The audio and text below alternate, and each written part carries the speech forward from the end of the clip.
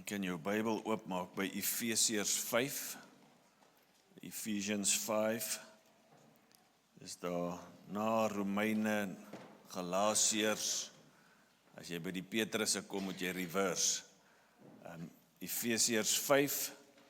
Ons gaan lees van vers 21 tot 27, maar ons gaan fokus op vers 25, 26 en 27.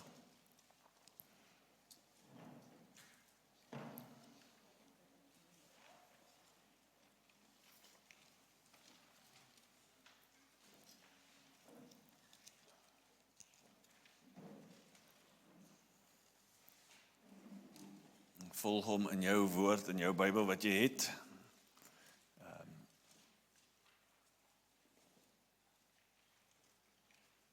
Wees onderdanig aan mekaar. Submit is die Engelse woord. Uit ontzag vir Christus. Reverent awe vir Christus. Vroue, wees onderdanig aan julle mans, soos aan die Here. Omdat die man die hoof is van die vrou, die hoof praat van autoriteit. Soos Christus ook die hoof is van die kerk. Hy is verlosser van die liggaam. Maar soos die kerk onderdanig is aan Christus, so ook moet die vrou in alle opsigte aan hulle mans onderdanig wees. Mans, julle moet julle vroue lief hê. Sê al die vrouens. That escalated quickly. Soos ook Christus die kerk liefgehad het. Dis in die verlede sin, is interessant. Liefgehad het en homself ter wille van haar oorgegee het, weer verlede. Die rede, sodat hy haar kon heilig. Deurdat hy haar gereinig het, deur die was met die water en die woord. Was met water en woord is die werk van Jesus. Dis net die Here wat dit in 'n lewe kan doen. Dit het hy gedoen, sodat hy vir homself die kerk in heerlikheid daar kan stel. Dit praat nou van die toekoms. Sonder vlek of rimpel of enigiets dergeliks, heilig en sonder smet. Sonder 'n blemish, sê die Engels. Die tema vandag is, die kerk is die regte bruid van Jesus, the real one, not the runaway bride. Iemand al daai fliek gesien, Runaway Bride? Tommy, ek weet jy het dit gekyk. Lekker chick fliek, 1999, Richard Gere, Julia Roberts, en net die oomblik, elke keer as die commitment moet kom, as sy die familie sien, en sy besef, ek kry hulle ook, nee, dan sy tekke onder haar rok aan, en dan hardloop sy, en vir een of ander rede was sy die vinnigste in die fliek, en sy het nooit moe geword nie. Maar die idee, dat soms is die kerk 'n runaway bride, en dis nie wie ons geroep is om te wees nie, but the real bride. En as ons gaan praat oor kerk is, dis die reeks waarna ons besig is, en ons wil 'n goddelike definisie van kerk uitsit, dan moet dit die waarheid dat die kerk is die bruid van Jesus Christus insluit. Dit moet dit insluit vir 'n paar redes. Een, sodat ons kan verstaan wat beteken dit tussen ons en God. Wat is die toewyding hierdie kant toe, maar ook wat se impak moet dit in ons lewens maak? Die feit dat ons die bruid is en hy is die bruidegom. En vir baie mense, veral in die kultuur van vandag, is dit bietjie snaaks, dat God so analogie aan mekaar sal sit en sê, julle is die bruid, ek is die bruidegom. Maar reg aan die einde van die Bybel, in Openbaring 21, vers 9, vat die engel vir Johannes, en hy sê vir hom, ek gaan vir jou iets wys. Ek gaan vir jou die volgende woorde sê in vers 9. Ek sal jou die bruid wys, die vrou van die lam. Dit wat Johannes gesê het, die doper, daar is die lam van God, wat die sonde van die wêreld. Nou, aan die einde, wys die engel vir Johannes op Patmos, hy sê, ek gaan vir jou die vrou van die lam wys. En dan wys hy die nuwe Jerusalem, al hierdie verlostes van God bymekaar. Die kerk, volgens die skrif, is die bruid van die lam.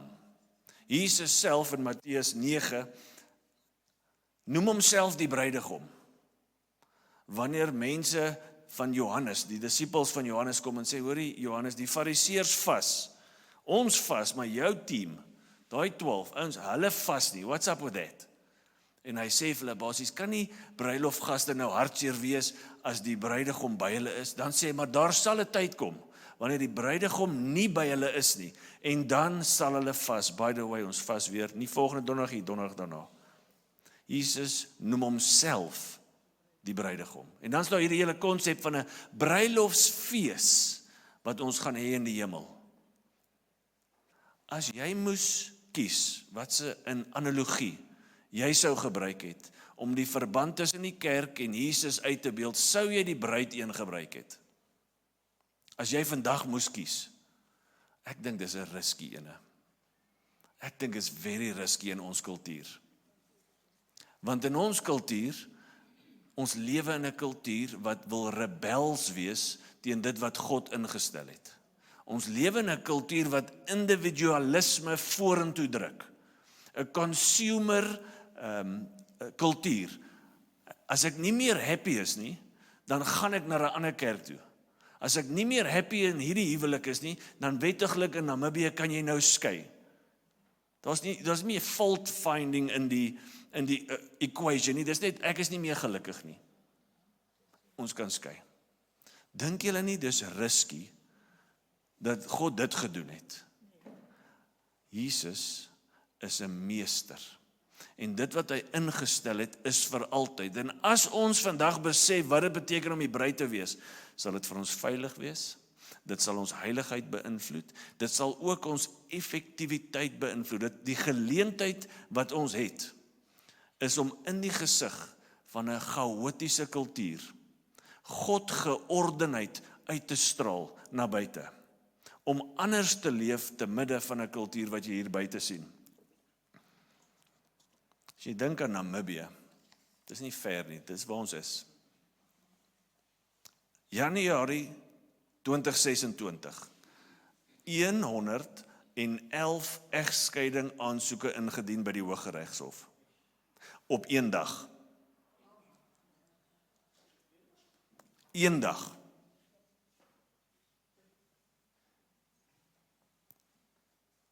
Namibië, die derde hoogste egskeidingssyfer in Afrika. Dis nie 'n Grammy wat jy wil wen nie. Suid-Afrika 1, Tunesië 2, Namibië 3. Tunesië 99% moslim land. Ons is op hulle spore.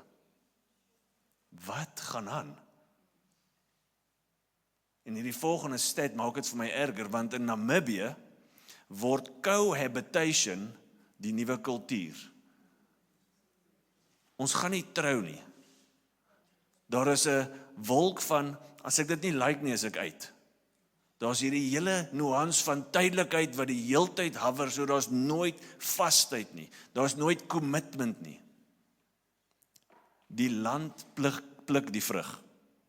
Die mense pluk vandag die vrug, want daar word soveel kinders gebore wat nie families het nie, wat nie vaderskap ken nie, wat nie hierdie beeld verstaan van bruid en bruidegom nie, want hulle het geen raamwerk nie.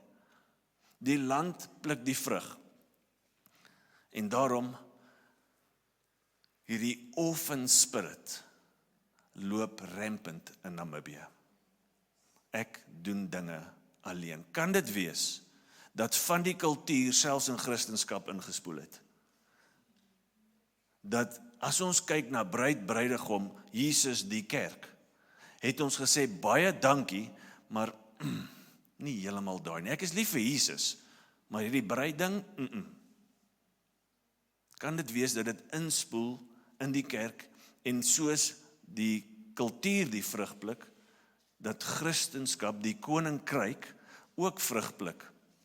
omdat ons dit mis. Ons kan nie praat oor die kerk is die bruid as ons nie moet praat, as ons nie praat oor onderdanigheid nie. 'n Vloekwoord in die kultuur se oë. Submission. Ons kan nie, want die hele skrif begin met 4 keer. Submit, submit, submit, submit. En dan begin hy praat oor kerk en bruid en die man en vrou. Submission beteken die volgende. It's under God's arrangement. Submitting to the Lord or His plan. En soos hy vir die huwelik 'n plan het. It's God arranged. Een man, een vrou. Iewers gaan dit 'n sonde word om te sê in ons land. Iewers gaan iemand hier na hierdie luister en soos, hey, ek kan nie glo jy het dit gesê nie, ons gaan jou cancel. Dis die realiteit. Een man, een vrou. Dis God se God's arrangement.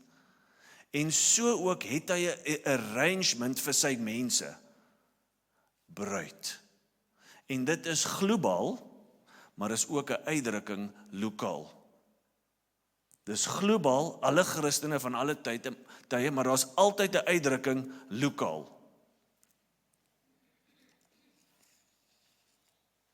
Hier is die eerste ding wat jy moet weet van die kerk as bruid.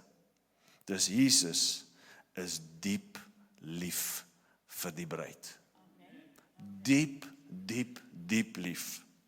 Mans, julle moet julle vroue lief hê, soos ook Christus die kerk lief gehad het en homself ter wille van haar oorgegee het. Oorgegee is so 'n mooi woord. Dit praat van personal involvement. Hy het nie 'n engel gestuur nie, hy het gekom. En hy het homself oorgegee in die verlede. Hoekom is dit verlede sin? Het hy opgehou om die bruid lief te hê? Nee, die perfekte prentjie van wat hier staan, is gesien aan die kruis. As jy wil weet God se toewyding aan hierdie groep mense, aan die globale kerk, kyk na die kruis. Dis so anders as wat die kultuur liefde uitbeeld. Hierdie is 'n self-sacrifice love. Ek gee myself oor. Die fokus in hierdie vers is definitief Jesus se liefde vir sy mense. En dit is nie hierdie laerskoolliefde nie. Onthou julle nog laerskoolliefde? Niemand mag eintlik weet nie. Dis vol skaam. En dan skryf jy secretly 'n briefie. Alas jy weet waarvan ek praat. Hey. Secrete briefie en jy vra vir jou chom, wat 'n ander chom vra, hy chom, vat hom tweede pouse. Nou, jy maar moenie laat sy sien nie. Secret liefde, roekeloos, useless. Dis nie dit nie, right? Dit kan nie dit wees nie, as ons na die kruis sien. Hier's 'n mooi opsomming. Dit is 'n wilsbesluit om verbondsgetroue liefde te gee, wat die voordeel van die ander een soek, ongeag of daai persoon die meriete het of nie, of dit mag gegee word, of hy dit verdien, ongeag van persoonlike kostes, van die een wat dit uitdeel. En dis liefde. Dis hoe hy ons lief het. Ons is vinnig om te lees, Johannes 3:16, want so lief het God die wêreld. Wat van jou teologie wat sê, want so lief het God die bruid gehad? Want so lief het hy die kerk. Laat jou teologie daai sin toe. Reflekteer jou toewyding aan Jesus, ietsie van sy toewyding aan jou. Reflekteer die toewyding van Jesus aan die kerk, ietsie van jou toewyding aan die kerk. Dit is 'n voorbeeld vir sy mense om te volg. Hy is die perfeksie daarvan. Dis nie dat hy ons ophou lief het nie. Hy het dit net uitgebeeld daar. Ek het hierdie liefde wat hy vir sy bruid het, opnuut begryp en bedink hierdie week. En dit verbaas my. Dit verbaas my dat hy ons so lief het. Konstant. Daar's 'n woord in die Bybel, steadfast love. Elke dag dieselfde, steadfast love. Ek kan niks doen om meer of minder van sy, hy het my lief. En dis iets wat jy in jou kinders moet indrul, by the way. Ongeag wat jy doen, my sussie, my boetie, ek het jou lief. Ongeag, jy kan nie maak dat ek jou meer lief het of minder lief het nie. Ek het jou lief. dat wanneer jou kind dit mis, sal jou kind terugkom na jou toe. Maak seker, jy dra dit oor in jou kinders. God is nie net liefde, is nie net lief vir die kerk nie. Dit vloei uit sy karakter, want God is liefde. Dit vloei uit wie hy is, na ons toe.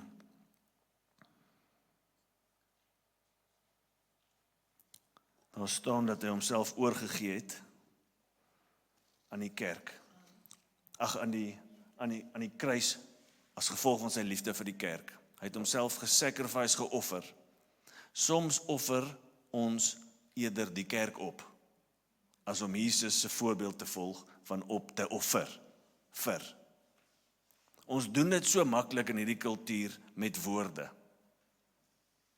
Hoor jy, daai kerk is dan so en so en so. Hoor jy, gelukkig is ek nie meer in daai kerk nie. Ons is so vinnig om die kerk te vervolg met woorde. Ons is so vinnig om dinge op Facebook te entertain oor die bruid van Christus. Het jy geweet, Jesus vat dit baie persoonlik op wanneer ons iets sê oor sy bruid.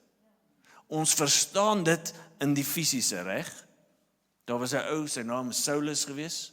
Hy het gedog, hy werk vir God en he breathed out threats against the church. Hy het hy het briewe gekry, sodat hy dit mag doen. En dan verskyn Jesus aan hom op die pad van Damaskus. En wat sê Jesus vir hom? Dit is vir my wat jy vervolg. Nee, ek het nie jou vervolg nie, Jesus. Dis jou mense wat ek vervolg het. Nee, dit is vir my, Jesus, wat jy vervolg. En hy val op die grond neer, daar's nie 'n perd en of 'n donkie in die storie in die skrif nie, vir al die kinderbybels, prentjies. En bam. Jesus vat dit baie persoonlik op. Ons besef dit as iemand lelik praat van jou beter helfte. Ons weet dit. Hoekom sukkel ons om dit in die geestelike te snap?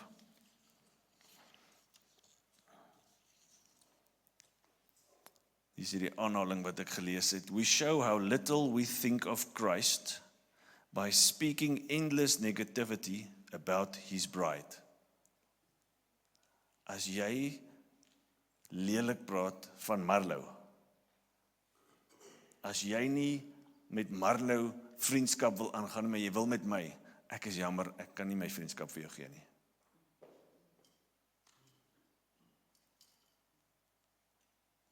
Die manier hoe ons praat oor die kerk, wys vir ons iets van hoe ons dink oor Jesus. Daar's 'n korrelasie daar.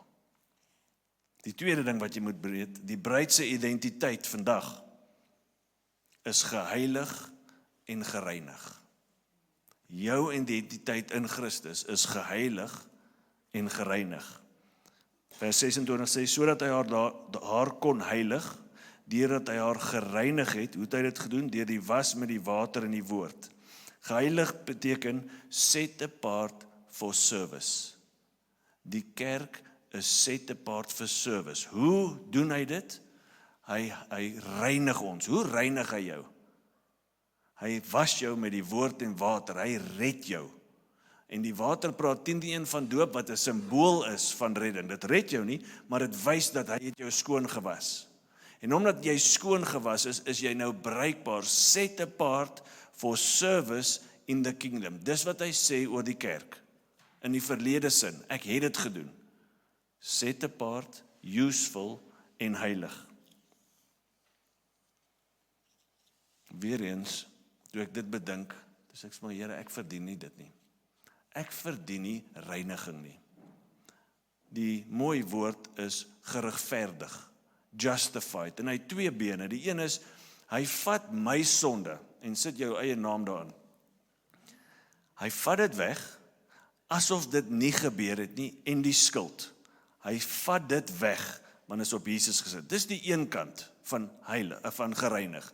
Die ander kant, en hierdie is groot, hy vat Jesus se skoonheid, se perfektheid, se vlekkeloosheid, en hy skryf dit op my rekening. En hy sê, Tian, ek skryf dit op jou rekening. Dis asof dit aan jou nou behoort. In die verlede, die oomblik as hy jou red, is dit wat hy doen. Dink jy dit is belangrik dat ons dit onthou as sy bruid? Dat ons hoef nie te werk vir dit nie. Dis my identiteit. Justified, vergewe en toegereken sy heiligheid aan my.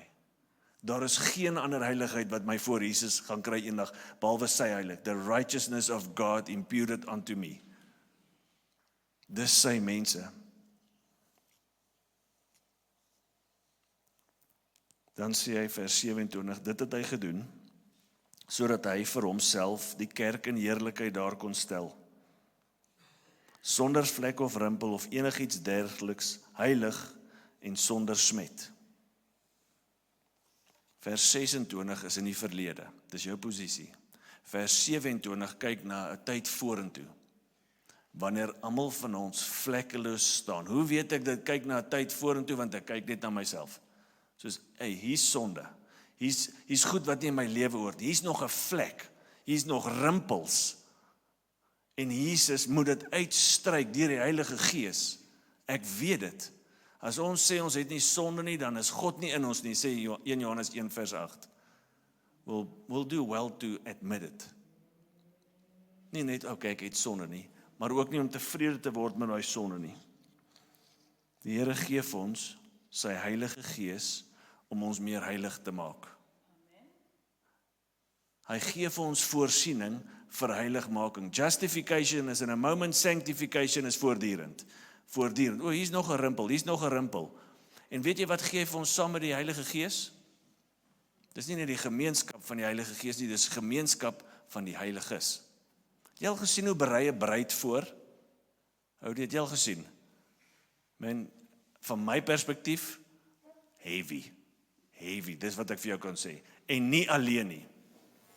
Daar's iemand wat hare doen, vergewe my as ek dit mis, daar's iemand wat naels doen, by die vingers en by die tone, daar's iemand wat die goed hier aansit, en dan is daar 'n klomp vroutjies om haar wat, pas op jou rokkie het en die mascara is hierso, kom ons, dis 'n heavy proses, en daar's altyd mense om hierdie bruid. Heiligmaking word bes beleef soos dit, in gemeenskap. En dis juis hier waar ons runaway brides word. Right? Want wie is jy nou vir my te sê, daar's 'n bietjie sonde mascara hier onder. Hoe kan jy so praat, Jan? Ons is vinnig om dit te los. Ek weet nie mooi, wat is mascara nie. Is dit hier iewers? Ek sien julle lag, want okay, so dankbaar is hier iewers. Mascara hier. Dis op Tannie se ooghare, is nie op myne nie. Maar. En ons is vinnig om weg te hardloop. As ek mense om my het, en hulle sê nie vir my, hoorie Tiaan, jy het 'n rimpel hier, en ek los jou so, gaan na Jesus toe, gaan na die bruid toe, dit gaan great wees, by the way, daar gaan baie foto's geneem word, maar jy het so blaps make-up op jou gesig, wat sal jy dink van die mense naaste aan jou? Het ons ooit dieselfde doel? Is jy my best mate hierso, is jy een van ons? Mik ons na dieselfde punt toe? Is dit nie soms in sonde, in ons sondigheid dieselfde nie? Ons is bereid om maar iemand te los. Mans, julle verstaan glad nie waarvan ek nou praat nie. Kom ek help jou. Dis soos wanneer jy met jou gulp oopstap en niemand sê vir jou nie. Now you can relate. As niemand vir jou sê, dan moet jy soos, gee hulle regtig vir my om. Heiligmaking deur die Heilige Gees, maar ook deur die gemeenskap van die heiliges. En dis 'n proses wat voortdurend gebeur en in gemeenskap beleef word. Ek dink aan Paulus, wat die kerk vervolg het. Jesus wat dit baie persoonlik opneem, maar ook Jesus wat baie persoonlik genade gee. 'n weg uit hierdie kultuur, 'n leefstyl. Hy sê vir hom in Handelinge 9 vers 6, maar staan op en gaan na die stad toe, daar sal vir jou gesê word wat jy moet doen. Man, imagine iemand sê dit vir jou. Die eerste ding wat in ons harte gaan opkom is soos, wie is jy om vir my te sê wat ek moet gaan doen? En nou sê iemand, dit is heiligmaking in een sin. Daar is mense rondom jou. Daar was 'n disipel, vers 10, in Damaskus, Ananias, en hy het gekom. Is jy besig om mense om jou te sit en te vra, hey, ouens, kyk gou hierso, hoe lyk dit wat ek sê? Ek is op pad, Jesus kom, daar gaan 'n oomblik wees wat ek voor hom staan. As jy na my lewe kyk, wat hoort nie daar nie? Wat se rimpels is hier agter op my klere? Sien jy dalk iets? Dis die tipe gemeenskap, verbondsgemeenskap waarin Jesus ons sit. En alles is vir sy glorie. Alles is vir daai oomblik.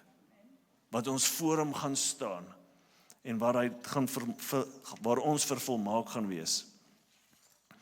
Ons sluit af met vers 27. Dit het hy gedoen, sodat hy vir homself, die kerk in heerlikheid, daar kan stel, sonder vlek of rimpel of enigiets dergeliks, heilig en sonder smet. Daar kan stel. Die woordjie beteken from close beside and to stand. To stand close beside. Soos hy homself oorgegee het, persoonlik involved was in daai, is daar 'n oomblik waar ons beside hom gaan staan. Vir ewig. Vervolmaak. Dit is die lewe waar Jesus ons heen roep. Paulus sê, for me, to live is Christ. To die is gain, want dan is ek daar. Dit is die mindset van 'n bruid. For me, to live is Christ. Alles gaan oor, hey, kom in 'n connect groep, help my om meer soos Jesus te word. Help my. Ek wil nie daai oomblik mis nie. Ek wil gereed wees as hy kom. Dit word vervolmaak daar, voortdurend bereik op aarde. Salvation's trajectory moves from justification through sanctification toward a future flawless presentation. Sien jy uit soos 'n bruid uitgesien het en uitsien na daai oomblik daar afstap? Van jongs af gedroom. Mag ons 'n kerk wees wat waarlik stabiel is in sy liefde, stap in die set apartness. Paulus skryf soveel van die Nuwe Testament. Imagine hy het gerebelleer teen dit wat God wil doen deur sy lewe. Daar is mense in jou lewe wat die Here wil gebruik. Hy wil jou gebruik om hulle te bereik. Sal jy daai bruid wees wat set apart is ook vir sy service, en sal ons nie 'n runaway bride wees nie, maar eerder sy real bride. Ek wil vir ons bid, en dan gaan ek vir kort die AGM doen. Here, as ons met een ding wegstap vandag, mag dit wees dat U 'n diep commitment het teenoor ons, 'n diep liefde het vir ons. Here, dat U ons 'n identiteit gegee het van set apart en gewas, skoon voor U. Here, ons verdien dit nie, maar ons sê dankie. Here, help ons nou om ook 'n bruid te wees wat nie weghardloop nie, maar voortdurend gereed maak vir die oomblik wanneer U kom. Here, mag ons as 'n gemeente georden wees ten spyte van 'n kultuur wat in wanorde is. En mag ons verhouding met U iets wys van die stabiliteit wat U liefde bring, die mooiheid wat U liefde bring, die evangelie wat ons verkondig van 'n bruid wat langs die bruidegom staan, skoon, gewas, intimiteit vir ewig. Here, ons bid vir daai dag. Ons sien uit na daai dag. Here, mag ons mense saam met ons vat. Amen.